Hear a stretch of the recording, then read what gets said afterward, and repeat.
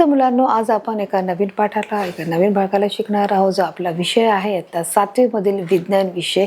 या नवीन विज्ञान विषयामध्ये आपण एक नवीन भागाला पाहणार आहोत. आपण अभ्यास करणार आहोत. जे आपल्या पाठाचं नाव आहे अन्न पदार्थाची सुरक्षा.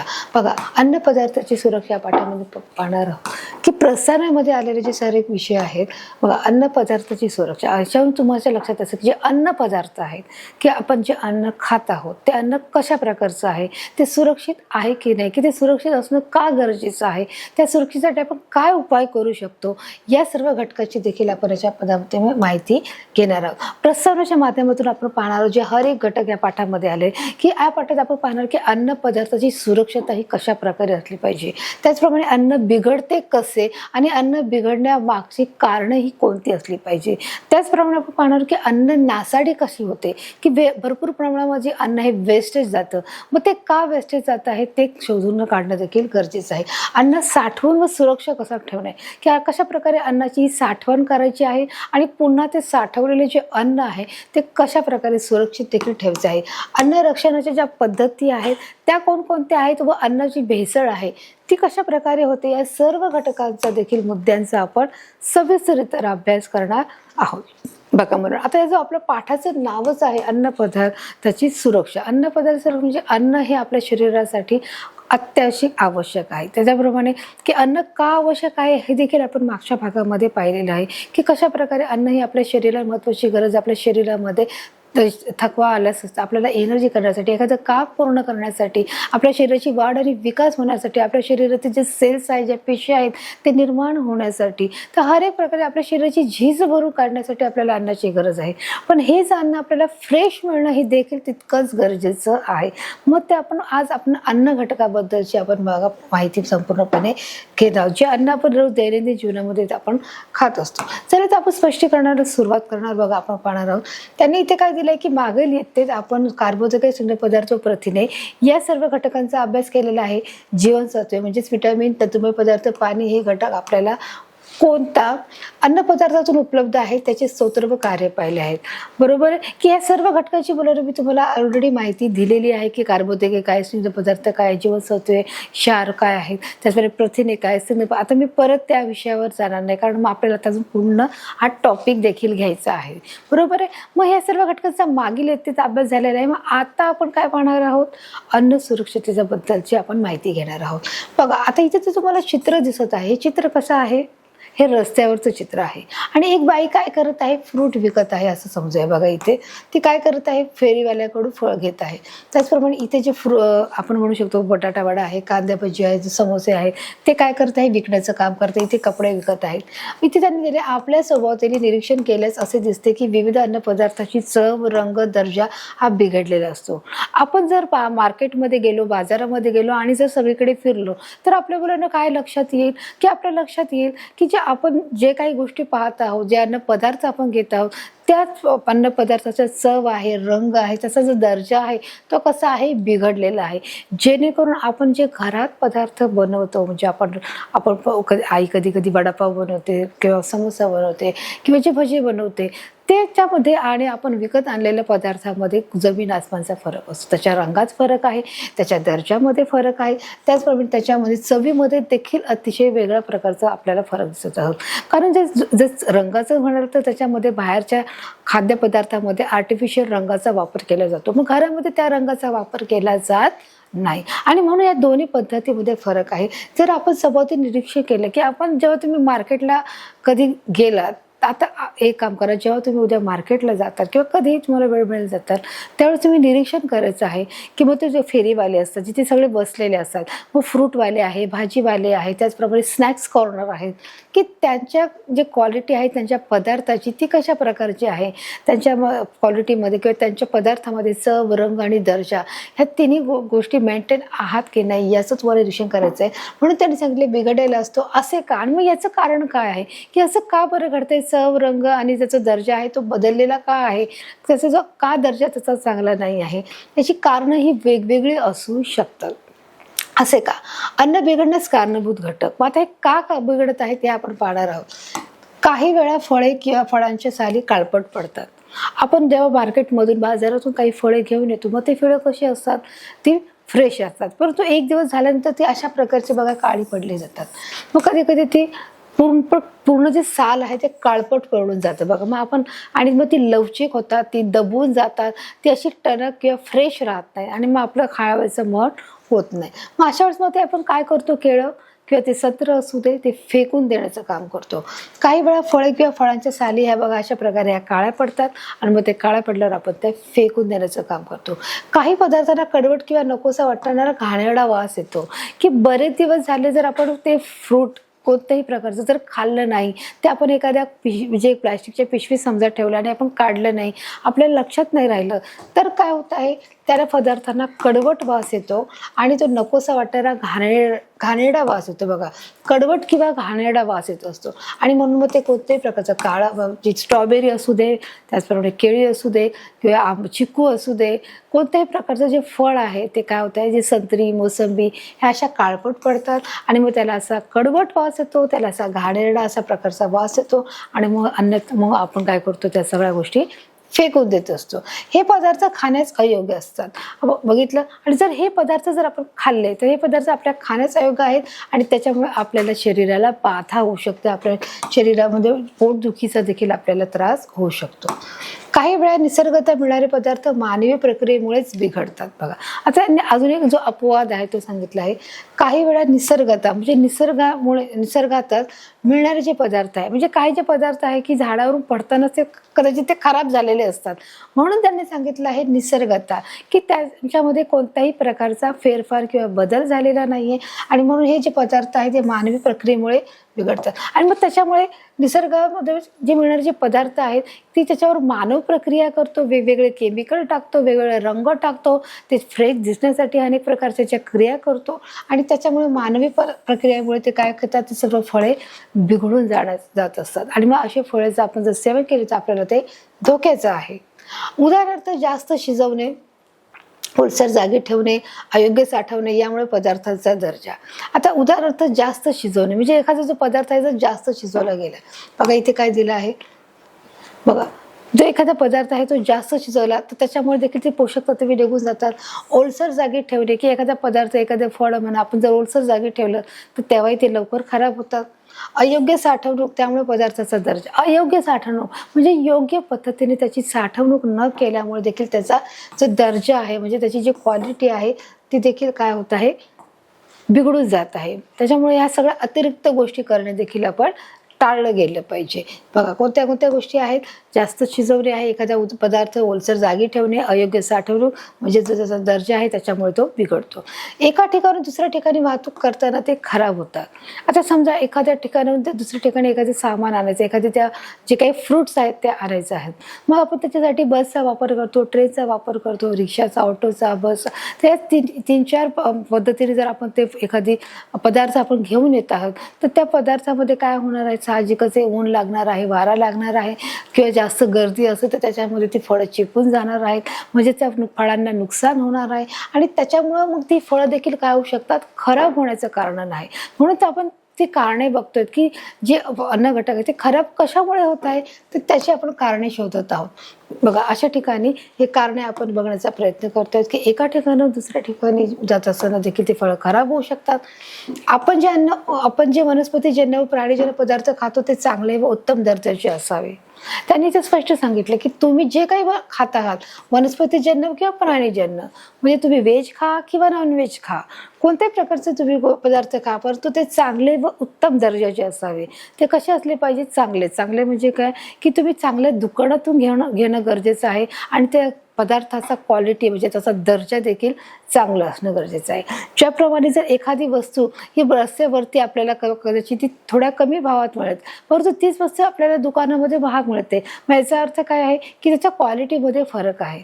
समजा एखादा स्नॅक्सचा खाणारा पदार्थ आहे तो आपल्याला रस्त्यावरती कमी पैशात मिळतो, पण आपण ते दुकानात जर घेतलं तर तेच त्याची किंमत आपल्याला कधी कधी डबल मिळते, पण तरी देखील ते आपल्या शरीराच्या मानाने आपल्याला ते खाणं गरजेचं आहे. केवळ चांगली वस्तू घेऊन ती खाणं गरजेचं आहे. जर हा जो पदार्थ बाहेर मिळतो, मग बाहेरचा मिळतो, मग हा पदार्थ रस्त्यावरचा आहे, उघडा आहे, त्याच्यावर माशा बसलेल्या असतात. त्याचप्रमाणे हे तेल किती दिवस झालं हे वापरत आहे, मग ते झाकून ठेवलेलं आहे का नाही, हा देखील एक प्रश्न आहे. म्हणजे असे अनेक प्रश्न आहेत आणि म्हणून ते सांगत आहेत की तुम्ही जे काही खाताय, तुम्ही व्हेज खा, तुम्ही नॉनव्हेज खा, जे काही पदार्थ खातायत ते तुम्ही चांगले खा. त्यांनी सांगितलं की चांगले व उत्तम दर्जा, त्याची जो क्वालिटी आहे ती कशी असली पाहिजे, उत्तम असली पाहिजे. दर्जा उत्तम असणं हे गरजेचं आहे. अशा प्रकारे आपण पाहत आहोत की आपल्या हेल्थच्या बाबतीत आपण कोणत्याही प्रकारची कॉम्प्रोमाइज करता कामा नये. अशा प्रकारे खाण्याचा प्रयत्न करते, अन्यथा प्रकृती बिघडवलं आपणास रोगास बळी पडू. जर आपण खरंच जर कमी क्वालिटी, कमी दर्जाचा आपण जर पदार्थ खाल्ला तर काय होणार आहे, आपली प्रकृती ही बिघडणार आहे आणि आपल्या रोगास बळी पडू. साहजिकच जर आपली प्रकृती खराब झाली तर मग आपल्याला एखादा आजार लागू शकतो, आपली तब्येत खराब होऊ शकते, एक डिसीजेस निर्माण होऊ शकतात आणि मग आपल्याला वेळही जाणार आहे, पैसाही जाणार आहे, आपल्याला शारीरिक आणि मानसिक दोन्ही प्रकारे आपल्याला काय होणार आहे, आजार होणार आहे. आणि म्हणून आपण या सगळ्या डिप्रेशनमध्ये जाणार आणि म्हणून आपण थोडे पैसे जास्त गेले तरी चालतील, परंतु आपण चांगल्या क्वालिटीचा आपण अन्नपदार्थ खाणं हे नेहमी गरजेचं आहे. अन्यथा आपल्याला पोटदुखीचा देखील त्रास होऊ शकतो, उलट्याचा त्रास होऊ शकतो, मळमळ येऊ शकते, चक्कर येऊ शकते, की हे सर्व त्याची पोटविकाराची कारणे आहेत. बघा आता इथे त्यांनी सांगितले अन्नपदार्थाचा रंग, वास, पोत, दर्जा, चव बदलणे व त्यातील पोषक द्रव्याचा नाश म्हणजेच अन्न बिघाड, म्हणजे फूड पॉयझनिंग असे म्हटले जाते. बघा अन्न बिघाड म्हणजे काय, फूड स्पॉइलेज म्हणजे काय आहे त्याची तुम्हाला इथं व्याख्या दिलेली आहे. काय व्याख्या आहे की अन्न पदार्थाचा जो रंग आहे, म्हणजे हे तुम्हाला जे अन्न पदार्थ दिसतात, मग डाळ असू दे, भात असू दे, भाजी असू दे, चपाती असू दे, की तुम्हाला फ्रेश भाजी किंवा फ्रेश चपाती, फ्रेश राईस आणि जो 2 दिवसाचा जो फ्रेश 2 दिवसाचा राईस, चपाती, भाजी, तर ह्या दोन्ही गोष्टीतला फरक तुम्हाला समजला पाहिजे की त्याचा जो रंग आहे अन्नपदार्थाचा, तो रंग तुम्हाला ओळखता आला पाहिजे. फ्रेश भाजीचा रंग कसा आहे, फ्रेश चपातीचा, फ्रेश राईसचा रंग कसा आहे, त्याचा वास येतोय का नाही. जो फ्रेश आपण जेवण बनवलं आहे त्याचा वास येत नाही, परंतु जर शिळं झालं असेल किंवा जे खराब झालं असेल तर त्याचा वास येतो. त्याचा दर्जा कसा आहे, पोत कशी आहे, की ते कसे जे चिकट झालं आहे का ते नरम आहे, ते कशा प्रकारे त्याची पोत कशी आहे, त्याचा दर्जा कसा आहे, त्याचबरोबर तो चव कसा आहे. जेव्हा आपण फ्रेश डाळ भात खातो, जेव्हा फ्रेश चपाती खातो तेव्हा ती कशी लागते, परंतु ते आता खाल्ल्यामुळे ती कशी कडवट लागत आहे, कशी ती बुरशीसारखी लागत किंवा तिचा वास येत आहे. तर अशा प्रकारे देखील त्याच्या चवीमध्ये जेव्हा बदल होतं व त्यातील पोषक द्रव्याचा याचा अर्थ काय आहे, त्याच्यातील जे पोषक द्रव्य आहेत, मग ते चपातीची असू दे, भाजीची असू दे, राईसची असू दे, त्याचा पोषक द्रव्याचा नाश होतो. म्हणजेच काय आहे, अन्न बिघाड म्हणजे फूड पॉयझनिंग असे आपण त्याला म्हणतो. म्हणजे आता हे तुम्हाला मुलांना कळालं आहे की फूड पॉयझनिंग म्हणजे काय, की जेव्हा एखाद्या अन्नपदार्थाचा रंग, चव, पोत, दर्जा आणि त्याचा जो चव आहे त्याच्यामध्ये बदल होतो किंवा त्याच्या पोषक द्रव्ये ही नष्ट होतात, तेव्हा त्या अन्नपदार्थाला काय म्हणतात की अन्न बिघाड असे म्हणतात. म्हणजे काय आहे, फूड पॉयझनिंग असे आपण त्याला म्हणणार आहोत. अशा प्रकारे जे पॅकेट जे बंद आहे ते आपण अन्न कधीच खाता कामा नये, कारण ते किती दिवसाचं हे आपल्याला माहिती नाही. म्हणून नेहमी घरात बनवलेलं गरम गरम अन्न हे सेवन करणं हे तितकंच गरजेचं आहे. आता बघा इथे अन्न बिघाड करणारे घटक कोणते, की जर अन्न बिघडते व आपण पाहिलं चव आहे, रंग आहे, वास आहे, त्याचा पोत आहे, दर्जा आहे, म्हणजेच एकूण पोषक द्रव्याचा ज्यामध्ये नाश होतो, म्हणजेच ते काय आहे, फूड पॉयझनिंग आहे, अन्न बिघाड आहे. मग अन्न बिघाड करणारे घटक कोणते आहेत आपल्याला त्याच्यावर आता बघा पाहणार आहोत. आपण अनेक वेळा रस्त्यावर विकले जाणारे जे पदार्थ आवडीने खातो, मग आता तुम्ही पण देखील बघा कधी कधी रस्त्याने जाताना आवडीने एखादा पदार्थ तुम्हाला दिसला, जे आपण फार म्हणू शकतो की तुम्हाला भेळपुरी आवडत आहे, पाणीपुरी आवडत आहे, मग तुम्ही रस्त्याने जाताना ती खात असता. मग ते हर एक प्रकारचे खाण्याचे पदार्थ असू दे, समोसा असू दे, वडापाव असू दे, पिझ्झा असू दे, बर्गर असू दे, मग हे सर्व जे पदार्थ तुम्ही खाता हे कोठे बनवतात त्यांनी विचारलेलं आहे. बघा तुम्ही काय करता, असं जेव्हा रस्त्याने जात असता तेव्हा हा जो भेळेवाला आहे, हा पाणीपुरीवाला आहे, काय करत आहे, तुम्हाला बघा इथे पाणीपुरी देताना इथे दिसत आहे आणि हा जो पाणीपुरीवाला तो त्याच्या हाताने सर्व करत आहे. पण आता सर्वात महत्त्वाची गोष्ट, तो देत असताना त्याचे हात स्वच्छ आहेत का, हा स्वच्छ ठिकाणाहून आलेला आहे का, आणि त्याचप्रमाणे हा रस्त्यावर उगत आहे त्याच्यामुळे माशा बसत आहेत का, तिथे कीटक आहेत का, हे देखील बघणं गरजेचं आहे. आणि त्याला सांगितलं इत्यादी पदार्थ हे कोठे बनवले जातात, की तेव्हा हे जे मटेरियल आहे तो जो घेऊन आला आहे, हे जो पदार्थ त्याने कोठे बनवले आहेत, तिथली ती परिस्थिती परिस्थिती काय आहे, तिथली जागा कशी आहे, हे सर्वांचं देखील आपल्याला लक्षात घेणं गरजेचं आहे. आणि म्हणून त्यांनी सांगितले की अन्न बिघडण्याची कारणं काय आहे, तर हे तुम्हाला बघा इथे दाखवले. मग आता तुम्हाला सर्व प्रकारचे पदार्थ त्यांनी इथे दाखवलेले आहेत. अन्न बिघड करणारे घटक आहेत. मग ते कोणते कोणते आहेत बघा इथे. आता त्याने इथे तुम्हाला चित्राच्या माध्यमातून दाखवलेलं आहे. काय भेळपुरी आहे, पाणीपुरी आहे, पिझ्झा आहे, वडापाव आहे, त्याचबरोबर पाणीपुरी इथे बघत. तर अशा सर्व प्रकारचे जे खाद्यपदार्थ आहेत हे आपण रस्त्यावरती कधीतरी खात असतो. मग हे पदार्थ आहे ते कोणत्या ठिकाणी आणि विक्रीस ठेवले आहेत, म्हणजे कोणत्या ठिकाणी ते बसले आहेत, तुम्ही याचं निरीक्षण करा. ते रस्त्याच्या कडेला आहेत, ते एखाद्या छोट्या गटारीच्या कडेला आहेत, का जिथून खूप धूळ येत असते तिथून बसलेले आहेत, का जिकडून सतत गाड्यांची ये जा होत असते, मोटारीचा धूर येत असतो. मग हे कोणत्या ठिकाणी विक्रीस ठेवले ते तुम्हाला बघायचं आहे. देणाऱ्या व्यक्तीचे हात स्वच्छ आहेत का, की जी पाणीपुरी आपण खात आहोत ते पाणीपुरी खात असताना जो आपल्याला व्यक्ती सर्व करत आहे किंवा तो देत आहे, तर ते देखील बघणं गरजेचं आहे. तर आता इथून पुढे मुलांना तुम्ही लक्षात ठेवायचं, जेव्हा तुम्ही एखादी वस्तू पाणीपुरी म्हणा, शेवपुरी म्हणा किंवा एखादी गोष्ट तुम्ही खात असाल रस्त्यावर, तर तुम्ही जेव्हा ते खात असताना तुम्ही नीट निरीक्षण करायचं आहे की आपण कोणत्या ठिकाणाहून खात आहोत, तो आजूबाजूचा परिसर कसा आहे, तो स्वच्छ आहे का, जो देणारा व्यक्ती आहे तो स्वतः स्वच्छ आहे का, त्याचे हात क्लीन आहेत का, हे देखील तुम्ही बघणं गरजेचं आहे. तर इथून पुढे तुम्ही ते बघणार ना की बा आपल्या आरोग्याचा प्रश्न आहे. जर आपल्याला आजारी पडायचं नसेल, जर तुम्हाला आजारी पडायचं नसेल, तर तुम्ही काय करणार आहात, आता या सर्व गोष्टीचं तुम्ही निरीक्षण करणार ना नक्की. तर आपल्याला आज आपण ह्या पाठाच्या माध्यमातून हे शिकणार की आपण आपल्या शरीराची स्वतःची कशा प्रकारे काळजी घ्यायची आहे, त्याबद्दलच्याच लेसन बद्दल आपण आज शिकत आहोत. आणि म्हणून त्यांनी सांगितले की तुम्हाला नीट निरीक्षण करायचं आहे की कोणत्या ठिकाणी हे जे पदार्थ आहेत ते विक्रीस ठेवले आहेत, आजूबाजूची जागा आणि परिसर तुम्हाला लक्षात घ्यायचा आहे. त्यामुळे त्या व्यक्तीचे हात स्वच्छ आहेत का नाही याबद्दलची तुम्हाला खात्री करून घ्यायची आहे.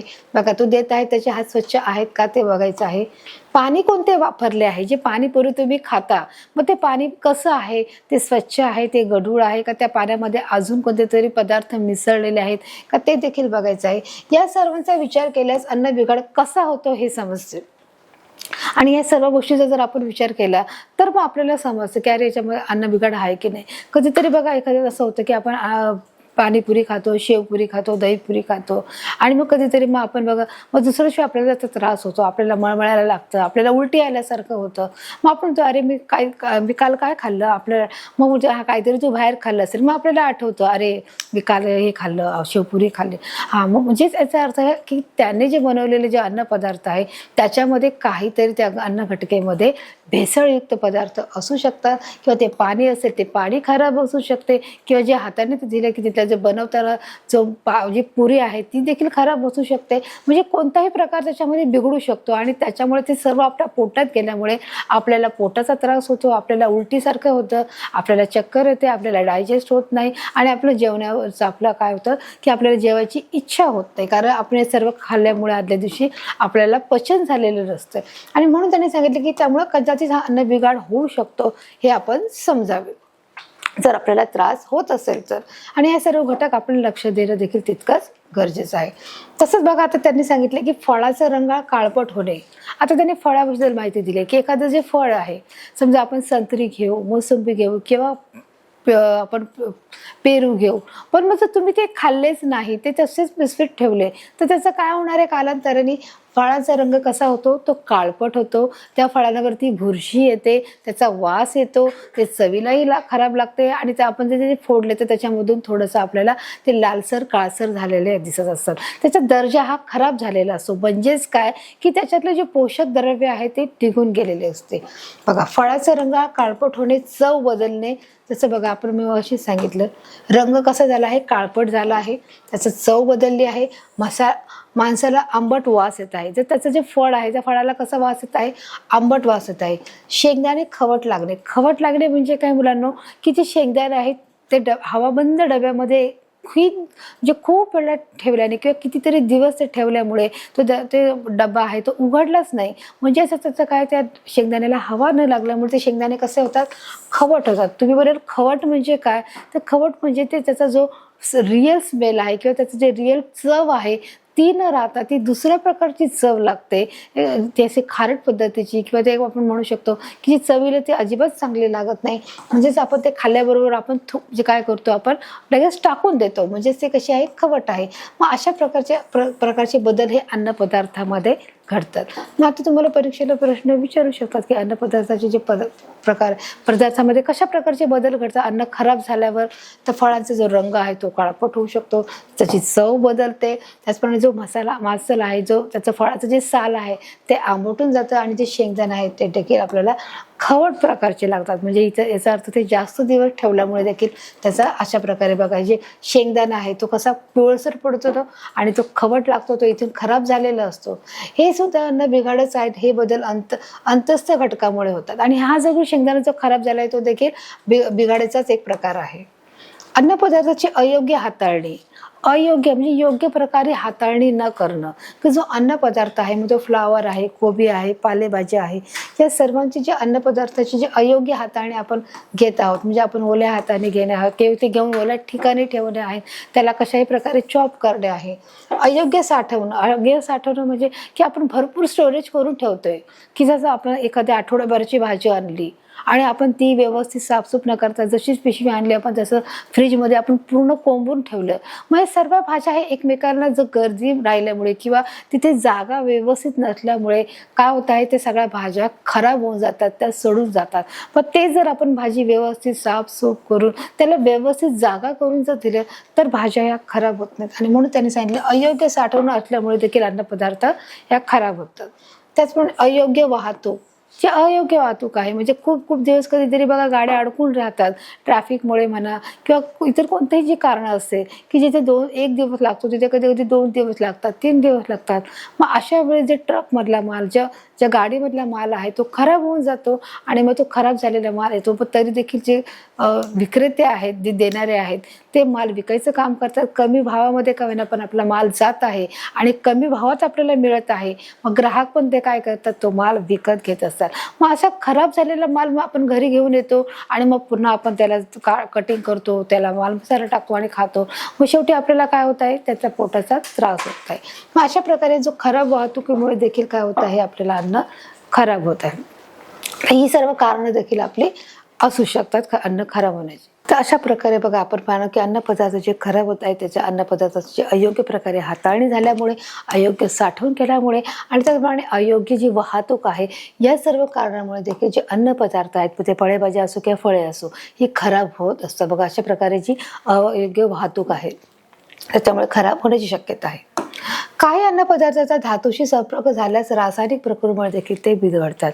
काही अन्नपदार्थ धातू म्हणजे कोणते, की ज्या प्रकारे आपण ज्या भांड्यामध्ये शिजवत आहोत, म्हणजे एक प्रकारे जे ॲल्युमिनियम आहे, मग ॲल्युमिनियमचं जे पातळ जे भांडं आहे त्याच्यामध्ये जर आपण शिजवतो तर ॲल्युमिनियम हे आपल्या शरीरासाठी घातक आहे. म्हणून बोलतात की ॲल्युमिनियमच्या भांड्यामध्ये कधीही जेवण शिजू नये किंवा जेवण बनवू नये.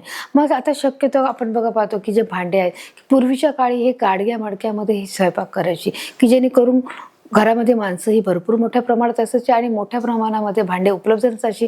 म्हणजे रांजण किंवा गाडगं जे मोठ्या प्रमाणात असायचं त्याच्यामध्ये ते जेवण करायचे, म्हणजे जेणेकरून जो मातीचा जो वास आहे तो देखील लागायचा आणि त्याच्यामध्ये जेवण आहे ते देखील चविष्ट लागायचं. परंतु आता मात्र स्टीलचा वापर करण्यात आहे. स्टील देखील हे शरीराला घातक आहे. मग आता तांब्याच्या, म्हणजे बोलतात की तांब्याच्या भांड्यामध्ये देखील जेवण मिळवलं की तांब्याबद्दल असलं जे आयर्न आहे ते शरीराला जे आवश्यक आहे त्याच्यामध्ये स्वयंपाक केला जातो. मग अशा प्रकारे ज्या धातूमध्ये आपण बनवतो तो धातू त्या अन्नपदार्थामध्ये मिसळत असतो, आणि धातूच्या संपर्कात आल्यामुळे देखील त्याच्यामध्ये एक रासायनिक अभिक्रिया होते, आणि रासायनिक अभिक्रियामुळे देखील अन्न हे बिघडू शकतं. हे देखील एक सायंटिफिक रिझन आपल्याला कळलं पाहिजे. बघा, आता त्यांनी दिले हवा, पाणी, जमीन यामधील सूक्ष्मजीव किंवा कीटकांच्या अन्नामध्ये प्रवेश होऊन अन्न बिघडते.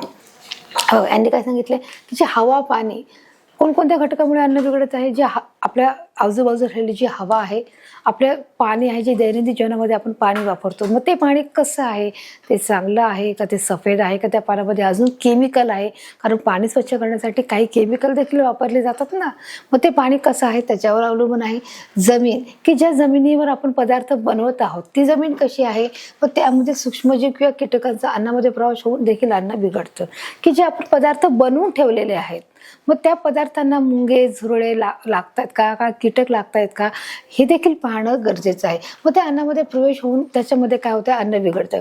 मग आता बघा, हे जे चित्र तुम्ही पाहता की हे जे शेंगदाणे आहेत, जे काही खाद्यपदार्थ आहे, या खाद्यपदार्थाचे जे कीटक आहेत ते बसलेले आहेत आणि ते काय करतायत, अन्नपदार्थ खात आहेत. आणि ते अन्नपदार्थ खाल्ल्यामुळेच अन्न हे बिघडतं. अन्न बिघडतं म्हणजे काय होत आहे की जे आपण जेवण बनवलं आहे, जो पदार्थ तयार केलेला आहे, जो फ्रेश आहे, की त्याच्यामध्ये जे कीटक आहेत, ह्या कीटकावरती देखील अनेक छोटे छोटे सूक्ष्म जीव असतात मुलांना, की त्यांच्या पायांना, जे पाय आहेत, त्याचे जे मिशा आहेत किंवा त्यांचे जे शरीर आहे, त्यांना जे छोटे छोटे सूक्ष्म जीव असतात, त्यांच्याद्वारे, त्यांच्या अंगावर असतात, त्यांच्या अंगाच्या द्वारे ते पुन्हा ते सर्व खाद्यपदार्थावरती बसतात आणि त्याच्यामुळे ते काय केले जातात, ते अन्न दूषित होऊन जातं, अन्न खराब होतं, अन्न बिघडून जातं.